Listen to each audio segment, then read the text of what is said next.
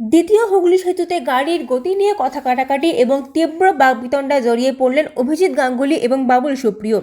BJP সাংসদ এবং তৃণমূলের মন্ত্রীর বাকবিতণ্ডে উত্তপ্ত হয়ে ওঠে পরিস্থিতি। অভিযোগ উঠেছে, শুক্রবার রাতের এই ঘটনায় দ্বিতীয় হুগলি সেতুর ওপর গাড়ি থামিয়ে বচসায় জড়িয়ে পড়েন দুজনেই। মন্ত্রী বাবুল সুপ্রিয়র অভিযোগ, তাকে লক্ষ্য করে কটু কথা বলেন বিজেপির সাংসদ। এই ঘটনার প্রতিবাদ করে বাবুল সুপ্রিয় তাকে ক্ষমা চাইতে বললেন, যদিও অভিযোগ অস্বীকার করেছেন সাংসদ। এই নিয়ে দুপক্ষের মধ্যেই অশান্তি চরম আকার নেয়। কলকাতা পুলিশও ছুটে আসে ঘটনাস্থলে। এরপরে পরিস্থিতি নিয়ন্ত্রণে আসে। ঘটনার জেরে সাময়িক যানজট ছড়িয়ে পড়ে দ্বিতীয় হুগলি সেতুতে।